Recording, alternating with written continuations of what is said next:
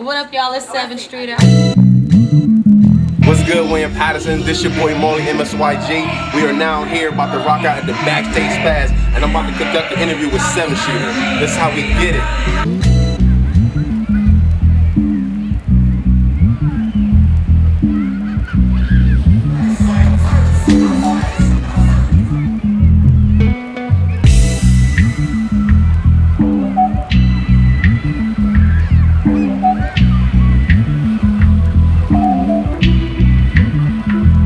Sevyn Streeter, make some noise for Sevyn.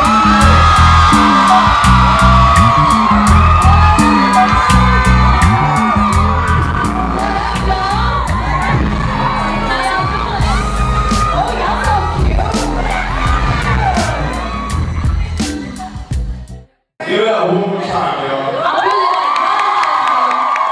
really typing in like Willie P on my Snapchat right now, so I just gotta make sure I rep y'all real quick.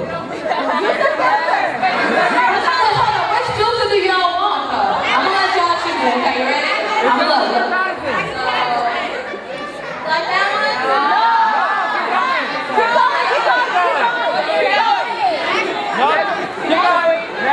Keep going. Why y'all looking like that? What's going on with my Snapchat? Now, what up, y'all? How y'all doing? Y'all good? Good, man. I just want to say, like, I'm super excited about being here. And, yeah, y'all know how I am. I love talking, like, to my fans and just having conversations with, like, really dope, young, smart people. I just think that y'all fly, and I love to be here with y'all today, or tonight. So, yeah.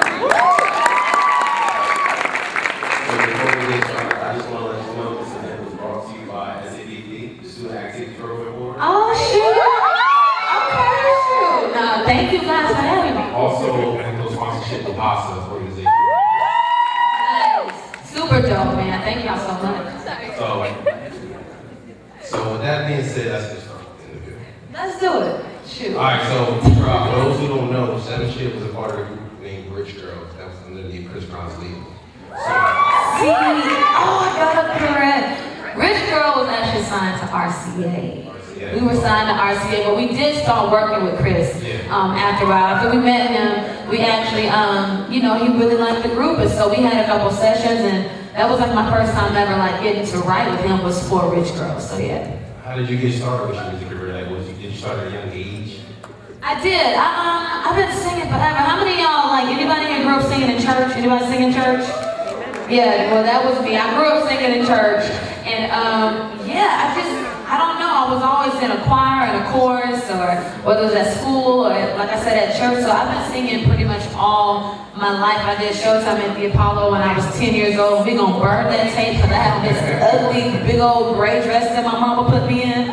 So yeah, it was really bad. But I've been singing since I was like 10. Well, how did you feel when you first met Chris Brown? Like,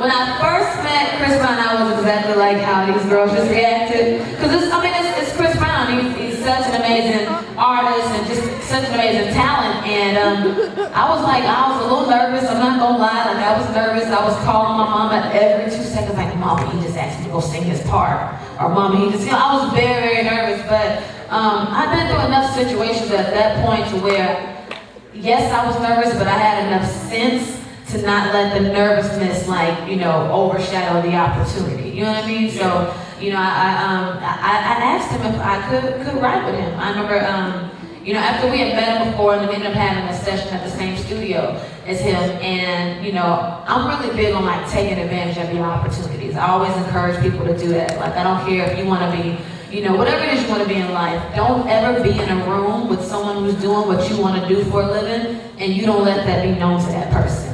And so when I met Chris, I was like, yo, I heard you about to start writing. My session just ended, do you care if we come over? Can we come write? Whatever. And he was like, yeah. He's like, I'll come get you. So I remember I told the girls, we got really excited. I remember one of the girls like, oh, I'm tired. I'm going to go to the hotel and go to sleep. I said, okay, bye, boo. The other 2 girls were like, all right, cool. So we stayed and we waited, and just like he promised, he peeked his little head out the door and was like, hey, we're about to start. And so I remember we went in the room to write. It was like all of these great songwriters that I had admired. Lonnie Burrell was in there. How many Tank fans do we have in the room? Tank, y'all know Tank is, aside from being an amazing singer, he's an amazing songwriter. So he was in there, and it was just like, whoa, it was crazy, but that was the beginning of writing with Chris. Okay. So I must say your marketing team is on your A game. They're really pushing your brand. Thank you. Because when I go to type in your name, I spell it the wrong way. It always directs me to the way you spell it. So with that being said, why did you choose the name Sevyn Streeter? What's the story behind it? Ooh, okay, it's a little bit of a story. I'm a Cancer. I don't know how many cancers there are. I'm a Cancer. My brother and my dad are Sagittarius, so I do love Sagittarius. But yeah, so I literally, I don't know, Cancer, my birthday is 7/7. My birthday's 7/7. My mama had me at 7 months on the 7th day of the 7th month. So 7 just kind of always followed me. Aside from that, 7 biblically means perfection and it means completion. And like I said, I grew up in church. I'm a church girl. I feel like I got it honest because I'm a super duper perfectionist, especially when it comes to working and singing and all of that. I'm a perfectionist. And in 2007, not to give you this long drawn out story, but in 2007 is when I changed my name. But I changed it because literally, and I kid you not, every single thing that I prayed for, God gave me. Like whether it was a prayer for myself or a prayer for my friends or whatever it is, like He gave me. So I was just like, okay, 2007, I'm changing my name to Sevyn, and that's just what it is. Such a unique spelling.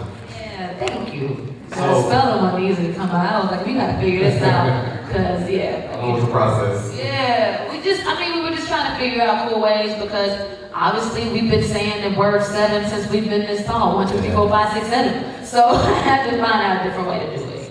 So when you first heard the song on the radio, like where were you? What song was it? How did you feel? Like paint the picture for us. When I heard my first song, yeah, we heard you on the radio. What the song? first time I heard me on the radio, it was my single. It's called I Like It. And when you say me, I say, because I've been in groups before and had moderate, success, but it was something different. Everybody's saying, oh, we heard the song on the radio. Oh, we heard the song. I'm like, well, dang, what am I doing wrong? I ain't heard the song on the radio yet. And so I remember I was pulling up to my manager's house and I was getting out the car and I never really ride with the radio on. That's really weird, but I don't. And so I was just like, oh no, let me turn the radio on really quick before whatever. And I turned it on and it was like the tail end of I Like It. And that's just all that I needed ever in life. I'm like, I don't care if it wasn't but the purr and that's it. I'm like, that's crazy. Like, I remember I called my mom screaming at the top of my lungs and I was just in awe and in shock that, God was so good because this is my 3rd deal, my first as a solo artist. So, just to have that opportunity, it literally meant the world to me. Tell me about that transition from being in a group to now, like being a solo artist. Ooh, being in a group to being on your own. Honestly, I feel like it's very similar to a lot of different situations in life. I mean, you worked in groups before. It's the same thing. You guys working in groups you having to do, a project or an assignment by yourself. When you're in a group, you have people to bounce things off of and, where you fall short, that other person may pick up the slack.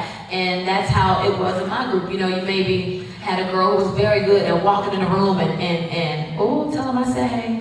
You had a person in the group who was, she'll walk into a room and know how to address people and shake hands and kiss babies. And then you may have another person whose fashion game was always crazy. Have another person who in the studio, they can write their butt off and arrange things. And so going from that to being on my own, I had to learn how to wear all those hats myself. You know what I mean? I had to learn, different designers and fall in love with Giuseppe. You know what I mean? But I also had to, and I've always been comfortable talking to people, but it's not about talking, it's about having a conversation with people. I don't like to talk at y'all. If I could sit in this room and have conversations with each and every one of you, I would. So even down to that, that was very important to me because I never wanted my fans to feel like I was talking at y'all. You know what I mean? So that was important to me. I just had to learn how to I had to learn how to wear all the hats basically. And then the writing and the arranging, that obviously that came easier to me because that was kind of the role that I played in Rich Girl. You talked about the writing just now, so I know you wrote songs for Ariana Grande, Tamar Braxton, Jordan Sparks, etc. Yeah. So tell me about that process. Like, do you contact them or they contacting you? Like, just like give me a little insight. Writing songs. Do we have any songwriters in here? Anybody write songs? We got one songwriter. Come on now, raise your hands. Songwriters. Yeah. Okay. Shout out to all the songwriters. Yeah, writing songs. Whether you write songs, anybody here write poetry, write poems, you write papers all the time. A lot of times when you're writing, it comes from what you go through. It comes from your own personal experiences. And for me, writing songs is no different. So, having songs for, let's say, like a Kelly Rowland or Ariana Grande or whoever, it's the most amazing thing to have somebody choose to let your words represent them. I will say at times it's very difficult because sometimes I feel like, no, this song is my baby. Like, I'm giving away my baby. Like, no, this is my personal experience. This is when he broke my heart. Why I'm gonna let her tell my story when he broke my heart? You know what I mean? So I really, sometimes I struggle with that. But in the past, it's worked out because the songs that I've chosen to give away, let's, for example, All the Way Home for Tamar Braxton. She sung the heck out of that song. Like, I loved how she performed it, so that made it easier.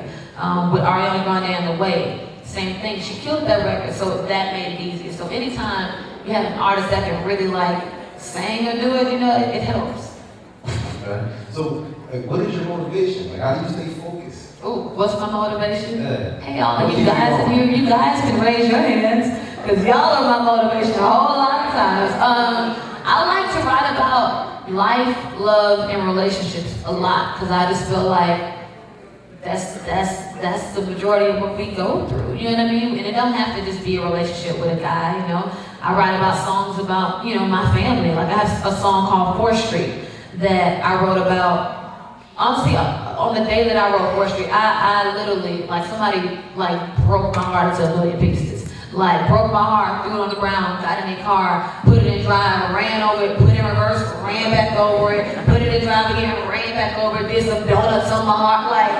Seriously, it was crazy. And I remember I sat on the curb in front of the studio and just cried to my mama, and it was just in disbelief at what happened. And so I looked in the studio. That made I talk too much, my bad.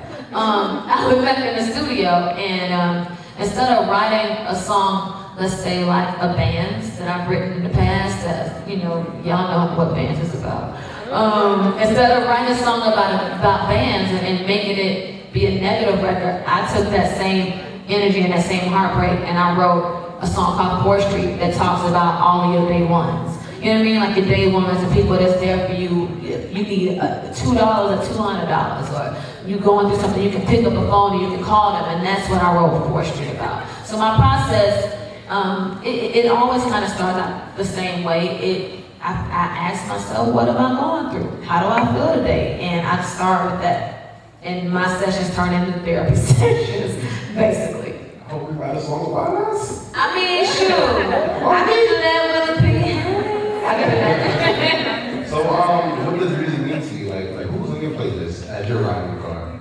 Honestly, I don't really listen to music in my car, but I listen to music while I'm cleaning my house or whatever.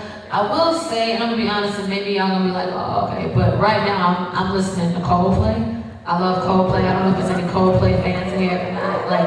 That's what I'm listening to. I'm obsessed with the song they got called Magic that I really love. So I'm listening to that. I have a playlist that I call Vibes, and I can run down and the playlist is Coldplay Magic. Then it's another Coldplay song, The Lights Will Guide You Home. And the night. So that's on there. I'm on that playlist. I have, I don't know if y'all know an artist named Ro James. But Ro James is on there. It's a song called Adidas that I love. What else is on that playlist?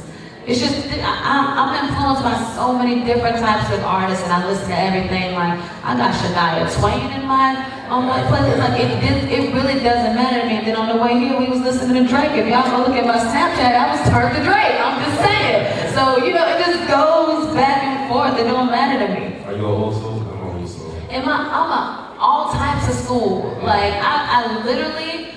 I love me some Earth, Wind, and Fire. Oh, look at here. Let me find out. You know, I love some Earth, Wind, and Fire. Lenny Williams, yes. Like, I love me some Brandy. Y'all know I love that. Like, but then I flip a Brandy and I love Kim Burrell.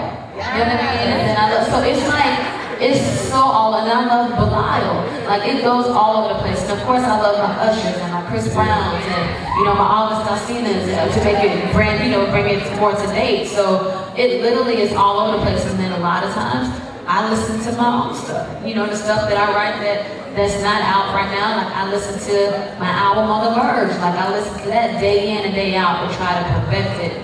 And I try to listen to see what you guys will hear when you listen to my music. You know what I mean? So I do a lot of research of my own music a lot. Okay. I know you're best friends, you're good friends with Matt Wiles. Yes. I've recently had a chance to sit down and talk with him.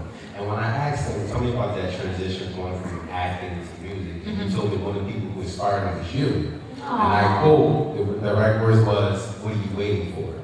So with that being said, who inspires you? Who inspired me? Man, to be an artist. Who inspired me? God, where do I start? I mean, I think I would have to say one of my earliest influences. I mean, God rest his soul, Whitney Houston. Okay. One of my earliest. I remember when I was younger, I did a Whitney show in the mall, in a couple of different malls where I did just all Whitney songs. Like I Have Nothing. I actually just sang I Have Nothing at a gala recently, and that was like, you know, it just took me back to my childhood and reminded me of why I started singing. So that was amazing. Whitney Houston probably is my earliest, you know, memory of what inspired me to sing. And then on top of that, I also love me some Janet, because I love how Janet put on a show. And that's always influenced me with my shows. Like, I'm about to have some dates up, really, so I'm going on tour. So y'all gotta make sure y'all come out to the show. It's gonna be one show, I'm just telling you right now, and I really can't wait for y'all to be there. So we're gonna have a little singing like Whitney and a little dancing like Janet and a little turn up like whatever. It's gonna be crazy. So y'all gotta make sure y'all come. Your very first time performing on stage at a concert, etc. Like, paint that picture for me. Like, what was going through your mind? Like, how did you feel? My very first time? As well. You said what? Where were you as well? My very, very, very first time performing? I remember the very first time I had an opportunity to perform, I was like 7 and I backed out on my chorus teacher and embarrassed my mama. Yeah. And somebody else had to sing my solo. That was the first time like that. But I think that my biggest stage, I'm trying to think my earliest memory of my biggest stage was Showtime at the Apollo. I was 10 years old, and there were like 3 rounds of auditions that you had to do to get to it. It's like the first round was for the judges, and I made it past the judges, and the second round was like, you know, me up against all these other kids, and I beat the kids. And it was me against the final against me and more kids, and I beat those kids, and the prize was to go to the Apollo. So yeah, being able to like walk through those doors, and I kid you not, it felt like, you know that scene in the Michael Jackson movie where they go perform at the Apollo for the first time, and they see the wall with all the people that have performed there. So for me, to know that Michael Jackson had walked through those doors and like rubbed the same exact lung that Michael Jackson touched, like that was it for me. Like, it was, my mind was made up. I knew at the age of 10 that the only thing that I was going to do, the only thing I wanted to do in my life was singing. And I was talking to my cousin the other day and realizing that honestly, since that day, since the age of 10, every single day up until the age, I'm 29 right now, and every single day up until now, I've done music related things. There has not been a day since I was 10 years old that I haven't done something to work towards singing. So yeah, that was it for me when I did Apollo. Now, when you're backstage, tell me the steps that you take to prepare yourself to go out there. Like, some people like to go out there angry, you know, like so they can feel that performance. What is your steps? Well, before I go on stage, I don't know, man. I just like to have a good time. I don't like nobody stuffing in my dressing room. I don't like, y'all can all come be in my dressing room if you want to. Like, I just like people with good energy who want to have a good time. Like, you know, I obviously I warm up, I drink a gang of tea, like, you know, I have like a steamer, I steam my voice before I warm up, but most importantly for me, and I pray before I go on stage, but for me, it's just all about the energy of my dressing room. I want life in my dressing room. I just want life and people who like to have a good time. So that's me before I go on stage. Okay. What's a normal day for you? Like, what you be doing, girl? What? What's a normal day for me? Well, I will say this. It depends on if I'm trying to be good or not. Okay. What do you mean? Elaborate. I'll see you here. Y'all, like, I can't even. It depends on if I'm trying to be good or not. I'll give you 2 different days. Okay. So on my lazy bum days, I'm not a morning person. I don't like waking up early. Do not call me in the morning. Don't text me. Don't Instagram me. Don't nothing me. I hate mornings. So I'm gonna sleep a little late. I'm gonna wake up. I'm not even gonna lie. I'll wake up and eat a whole bowl of Oreo cookies with milk on them, like a bowl of milk with like 10 Oreo cookies in them with a spoon. Don't judge me, but this is like my perfect day. I wake up, I do that. A lot of times it just depends. Like if I'm off, I like catching movies. I'll go catch a movie by myself. Like I enjoy going to the movies by myself, sitting in the back of my popcorn, putting my feet up and watch. Anybody ever go to the movies by themselves? Anybody ever done that? If you haven't, like I encourage you to do it. Like just you gotta try it at least once. But I love doing it. You know, it just depends. I may call a friend and you know go over to their house and have a glass of wine. Like I remember like a week or 2 ago. Me and I hit Kay, I'm like, Kay Michelle is one of my good friends. And I was like, what you doing? She was like, nothing, what you doing? You want some food? Yeah, I want some food. Okay, I'm about to come over. So me and my mom went up to her house and we like had like this crab bowl and we cooked crabs and jambalaya and drank wine and played board games. Like it's like, I'm like that type of girl. I like to chill, like I'm like that. Now it just depends, like other days, where I'm not like on a chill vibe, I like to go out. I like to have a good time. I like to be around people. I like to dance. Like I keep saying, I want to go dance. Like I love, I don't know. I just like to have a good time. I want to go out and go dance and you know, get a little turn. Cause yeah, y'all already know. Like I don't know why y'all trying to act shy. Like y'all don't be out here turn and dancing and going to parties and having a good time. Like I'm the girl that will go grab a complete stranger that I do not know and take him and drag him to the middle of a dance floor and like really like, you know, twerk on him a little bit. This is true. I'm just saying, I like to have a good time. I do. If y'all don't sit down back there, this is not a dance floor. This actually is a ballroom, huh? But yeah, man, I like to have a good time. I recently saw a post that you put up. You said boys get imitated by strong women, men get excited. Well, that's the truth. I believe that. So with that being said, is there someone special in life? Are you single? Well, let me just say that dating in my industry is not the easiest thing to do. Yeah. It's really not the easiest thing to do. I've managed to do it. I've managed to do it, and it's been good, but it's definitely difficult. Like I work so much, and I care about what I do. Like I said, like I'm a super duper perfectionist. So, yeah, it's a lot. I'm not even gonna lie. About that. So I'm gonna take it as you're single. Because I'm single. You single, huh? Well, ladies, I mean,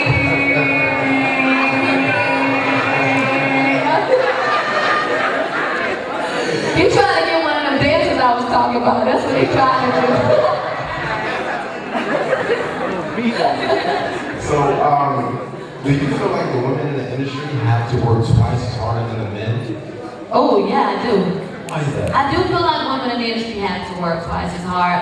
Because for one, it's a male-dominated field. You know what I mean? It's male producers, male writers, male engineers, male male everything. So I think that we have to be mindful of so many things. I remember when I first started, like, you know, writing and really like getting into what I'm doing, I would have to be mindful of how I dress to the studio. Because it's the same thing with any other workplace. How many women in here understand that when you go to work and you want to be taken seriously, you have to present yourself a certain type of way? You know what I mean? So imagine walking into an office, you guys, and it's nothing but men in the entire office.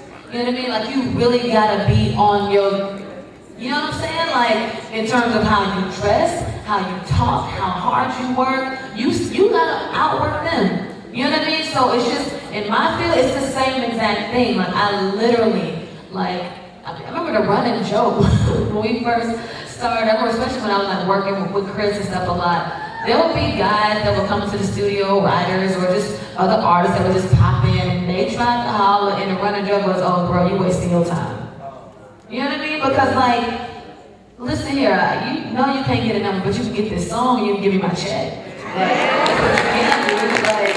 you can get that. And that was it's always been my mentality. I take my job very, very, very seriously. I have not been working since I was 10 years old to get to the place that I'm at now. And, you know, not to be taken seriously over some BS, you know what I mean? I take what I do very seriously. So you made a comment on you wish that black women in the industry would support other black women or support in general than actually from the movie industry they support more. So like elaborate on that. Well, I mean, who watched the Emmys and watched Viola win her Emmy? I did too, and I literally like had tears in my eyes, and what she said just really touched me. Her, you know, the fact, for one, to see all of those black actresses supporting each other, to see Carrie sitting there with tears in her eyes just because she was just happy that Viola won her award, to see Taraji react the way that she did, you know, when Regina got her award, you know what I mean? And just the whole thing, it just really touched me, and I do wish that, you know, we saw more of that in the industry that I'm in, and I feel like, even in terms of her saying that, you know, you can't win Emmys and you can't win awards for opportunities that aren't there. I think that the same thing goes for my industry, and I think what sometimes feels like the divisiveness, you know, women being divided in my industry, I think it's a trickle-down effect, and I think it comes from the fact that, you know, I've always said this: I don't care what race you are, what complexion you are. Where your song and what radio station that your song gets played on should not be determined by what you look like. And it's always bothered me, and it bothers me because, you know, I feel like I have great songs, like Tamar Braxton has great songs, like Ariana Grande has great songs. So why is it that, you know, and maybe in Ariana Grande, and I'm only using her for an example, but why is it that those songs may get played on every format, every platform, but, you know, records by, I'm not going to even lie, African American artists only get played on Urban AC. You know what I mean? And I just think I think it's ridiculous, but I think that perpetuates the whole crab in a barrel mentality. And I don't know if you're familiar with the crab. It's like, you know, we're crabs in a barrel, and everybody's trying to get to the top, and it's sad because mainstream only lets a few of us out of that barrel every so often, as you know, in terms of my industry. So it causes people and causes the crabs in the barrel to be like, no, I can't reach down and help you up and pull you over, because they only let so many of us over there. You know what I mean? So I think it trickles down, and I think that the only way to get above it and to realize, no, like, how about if we like gang up together, and once you get to the top of it, you take my hand, I flip you over, and I flip you, we help each other out. I think the only way to make that better is by doing what we're doing now. We gotta talk about it. We have to be vocal about it. We have to write more songs about it. Like I keep saying on my album, it's my mission, I really want to do a song with a bunch of females on it. I just think that would be dope. I feel like in the 90s they did it all the time. You know what I mean? In the 90s they did it all the time. They had so many awesome records. Thinking about remember and I'm missing you. You know what I'm talking about? I found a way to like all of the women on that record. It was one of my favorite records. Or like Ladies Night. How many of y'all love Ladies Night? It was so many dope women on Ladies Night. So I just want that to happen again. I feel like the men do it all the time. You have a record with Drake, French, Chris, August, Khaled, who else? Like, you know what I mean? You have that all the time. So I just really want to have a record like that with all the females on it. So with that being said, what new projects are you working on? What's next for you? Ooh, right now for me, a couple different things. I'll start with my things first, which I'm super excited about. My album On the Verge, which I love my fans because y'all have been really patient with me with that album, but I appreciate y'all for understanding how I work and how I think. Like I don't take what I do for granted, and I take my work very seriously. So I've been working on The Verge. I got a few more stories that I want to put on there. I want to catch it a little bit up to date because I've been working on it for a minute. But I just put out Should Have Been There Part 1. I put that out, like a month ago, so I'm really excited about that. And if you don't have Should Have Been There Part 1, make sure you get it. That project is quite funny because I wrote the majority of those records. I wrote it when I was like going through a situation with my ex. And so all of the records are some real personal records, and I didn't want to sell them and give them to anybody else, but at the same time, I didn't want them to just sit on my laptop and and collect dust. Like, you know what I mean? I'm just like, okay, well, I really wanted my fans to understand that I go through stuff too, and I don't want to hide the subjects in these songs and pretend like I don't go through that stuff. So that's why I put out, oh hey, you back there waving, hi, orange hat. How are you? You good? You chilling? You what? You cool? Okay, just checking because you was just waving. So yeah, we Should Have Been There Part 1. I'm very excited about having that project out. So that's what's going on in Sevyn Streeter. And I've actually been just like in this mood where I just want to like release music. So like I keep saying I have all of this music in my vault, which I call my vault records that I've written. I'm like, oh, but I just feel like putting on this record. So I put out a record recently called Quarter Past that I just wanted to throw out, and I threw that out. It's on my SoundCloud. And then I get excited when I hear new records from other artists that I like. Y'all know the Tory Lanez Say It record? So I just flipped that Tory Lanez Say It record and I flipped it for the ladies. So if y'all haven't heard it, you need to go hear it because I so flipped it and I so enjoyed it and it's so hard and you so gotta hear it. So I did that, and that's where I am in my world in terms of my music, and I'm about to release more music anyway. In terms of other artists, I'm actually on The Game's new album, which I'm really, really excited about. So y'all gotta make sure you get it. It's a song with The Game called The One, and it's so cool. It feels like a backyard barbecue. Like y'all don't play it like for every barbecue, every occasion, so I was excited about that. I've also been working with Diddy a lot on his upcoming album, so I'm really, listen here, that has been an experience. Obviously, I know you know Diddy from Diddy's persona and all of that, but when I tell you, as much as we may learn, you get around the right person, they gonna teach you a whole lot more. And when I tell you, I learned so much more about my writing and my process from working with Diddy that I didn't even know the habits that I have that I didn't know that I had. Like I'll be in there and I would lay down melodies and be like, oh yeah, that's dope, he gonna love that, he gonna love that. He'll come in the room and be like, I don't want all of that new age, the new melodies type of stuff. I don't like the new melodies and all that kind of stuff. I'm like, bro, but you did it. How you just gonna say it to my face like that? But I hurt my feelings, bro. What you mean? But I didn't realize that I did that. And that a lot of the times, maybe some of my melodies were a little bit too choppy. He's like, no, I need you to sing to the chorus. Don't give me a melody to the chorus. Don't give me melodies to this cadence, these drums that's over here. Give me a melody to this chorus. And it's just crazy. You don't never, you can always learn more. And I've learned so much by working with him. And I feel like it's changed the way that I write and I listen to my music forever. So I'm excited about being on his album. So yeah, and then other than that, I've just been writing my butt off like I always do. And it's in 2 seconds, it's about to be like, oh, you get a record, you get a record, you get a record, you get a record, you get a record, you get, because I love writing, I do. So with that being, you just named a couple artists that you're working with in the future, and to piggyback over the last answers, another question I asked you, you said you would love all female artists in the industry to come together and do a song.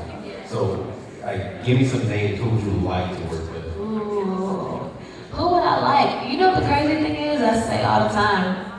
I mean, I know we know about. There are certain ones that we see all the time that I'm a super duper fan of. I want to like mush everybody in there together. I love Beyonce, I love Rihanna, I love Nicki, I love Tinashe, I love Tiana Taylor, I love Jasmine Sullivan, I love, you know what I mean? I love all of those ladies. I think that they're all amazing, and I don't understand, I don't see why there can't be a record with all of those different voices on it. Why not? You know what I mean? So, yeah, that would be one heck of a song with all the people on there. I have to write a whole bunch of verses, but I think that would be cool.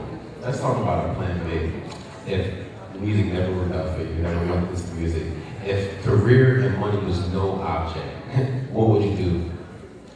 I would be a teacher. Teacher? Yeah, I would be a teacher. And I say that my mama is a 20-year educator. My mama was my dean when I was in high school, so y'all know she wasn't playing that, bringing home, you know, no bad grades.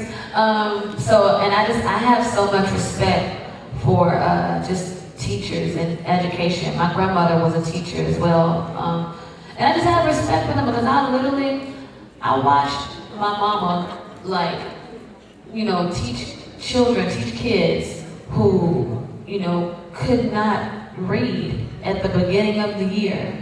And here we are at the end of the year and they're writing her letter saying, thank you for changing my life and teaching me how to read. Like, I think that, and she still has the letter too, by the way. The letter that this kid that she taught how to read, it changed his life forever, and she keeps the letter with her. It's just like, I think that teachers are special. I just think they're so special, and they don't get enough props. They don't, because just like how, you know, y'all are sitting in this room today, y'all are gonna make the choice to do whatever it is that you wanna do with your life.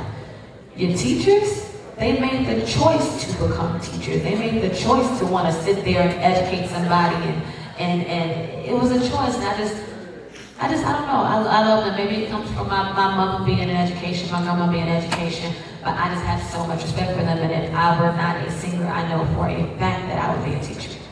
Being as though you've worked your butt off to get to this point where you're at in life, what advice can you give to those out there who are pursuing a career in entertainment? You're pursuing a career in entertainment. Listen here, let's talk. If you're pursuing a career in entertainment, understand that you're gonna get a couple of gray hairs early in life. It's not easy. It's so not easy. If you don't have, you know, let's say 2-3 years of your life to just spare, and you know, if you can't, if the idea of not knowing how your life is going to turn out and you need to have a, you know, A, B, C, D type of game plan to your life, then music is not for you. But at the end of the day, if you love it, and it goes for anything that you love, but I'm speaking about music, if you love music, then that has to be the thing that carries you all the way through. Because if you are counting on anything else in this industry to like give you joy or give you hope or give you to, you know, help you get out of bed on days when you don't feel like getting out of bed or when things are not quite fair, like if you're trying to lean on anything else other than the fact that you just love music, it's not the feel for you. But if you do, listen here, like it's the greatest thing that ever happened to my life.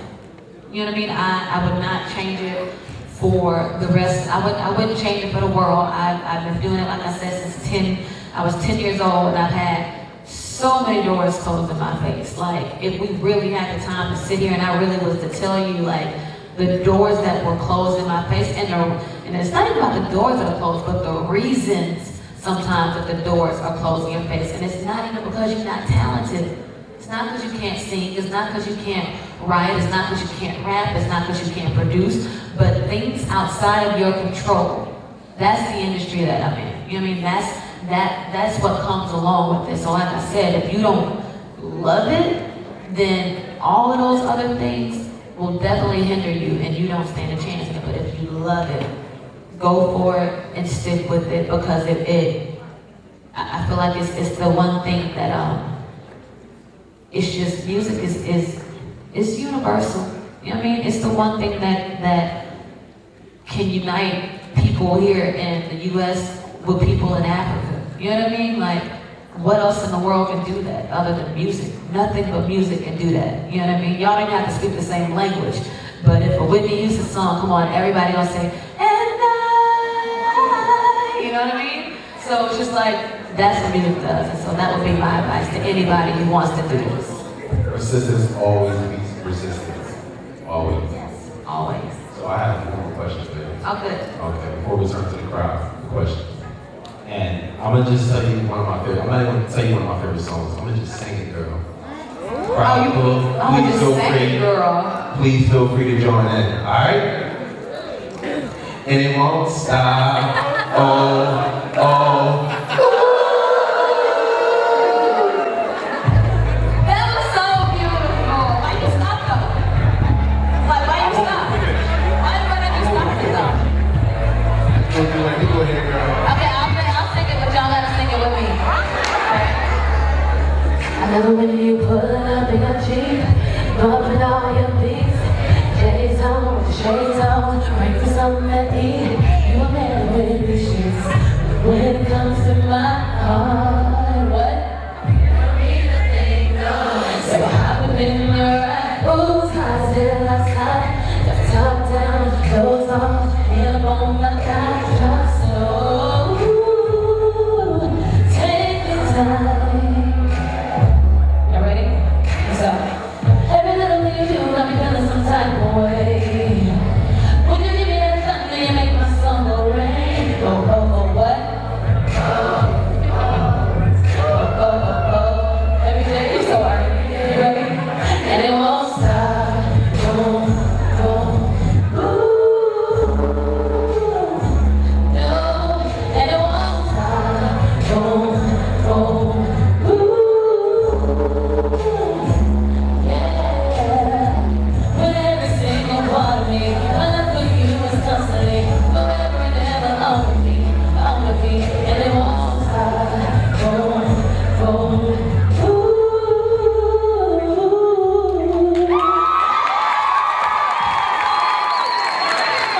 Now, mine is Chris Brown, and still is, but who was your celebrity crush growing up? Hands down was Usher. Like, Usher, hands down. Like, I remember one of Usher's first DVDs was called Usher Live in Chattanooga. And it was like his very first DVD. Girl, I used to wear that DVD out, okay? Like, Usher was always my childhood crush. Yes. Nervous, he's nervous. Alright, look, I love you. I love you too. That's what I love you, right? What is your name? GT. Hi, JT.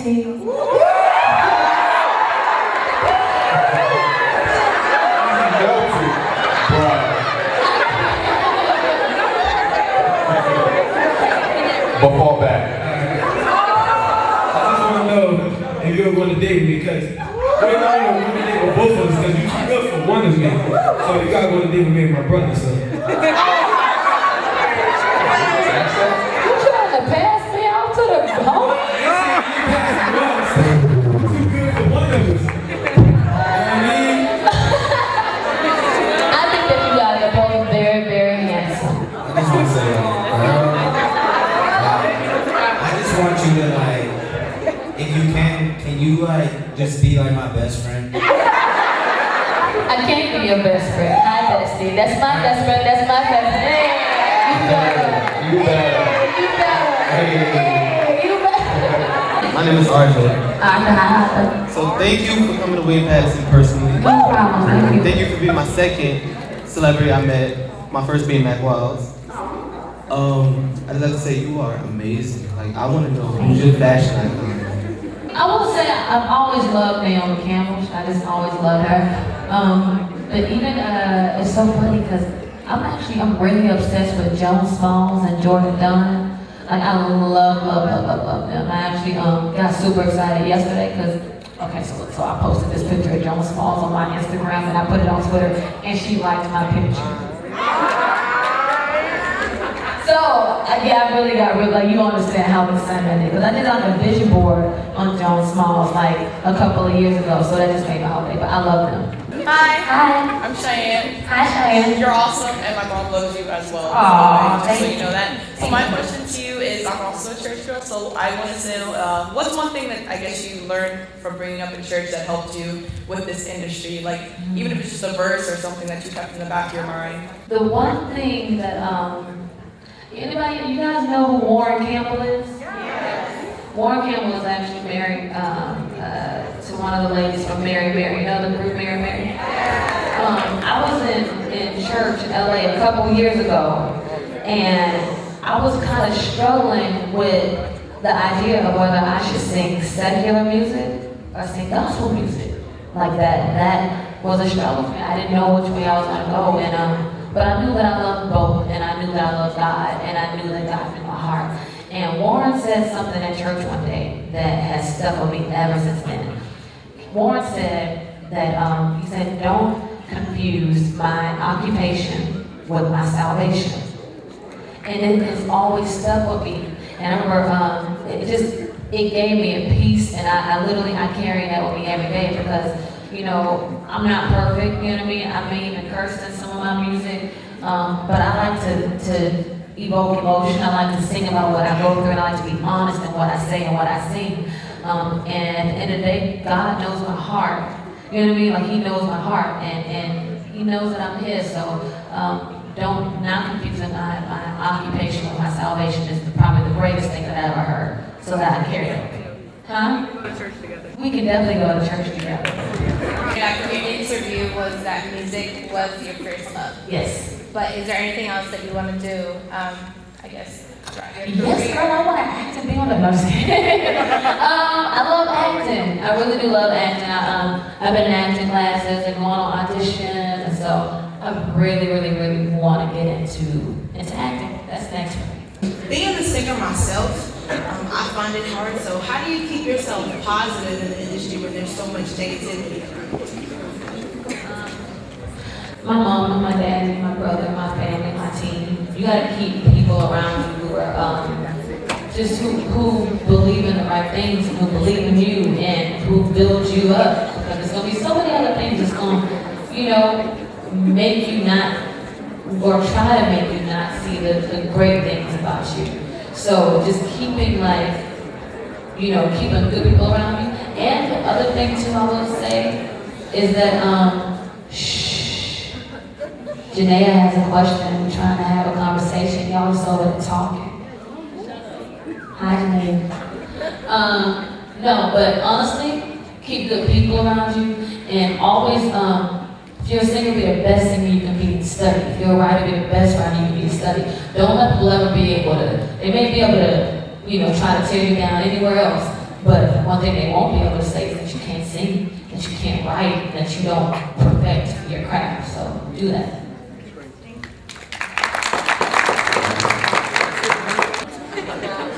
My name is Jordan Ford.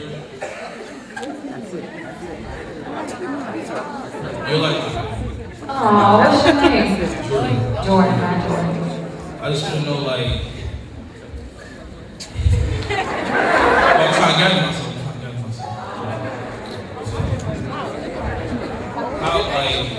How did you feel being next to like a great icon as Chris Brown? And what would be your thoughts on like Netflix and chill?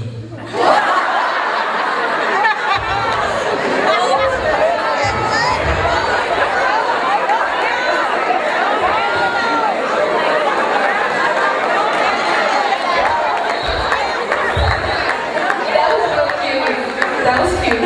But you just did all of that drama. That was cute. That's gonna work with somebody in this room, by the way. That was real cute. No.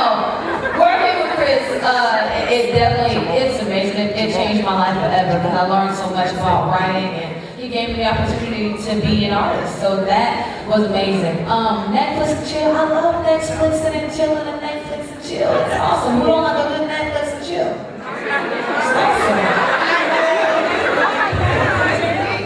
I mean, like chilling for real, y'all, not that other neighborhood.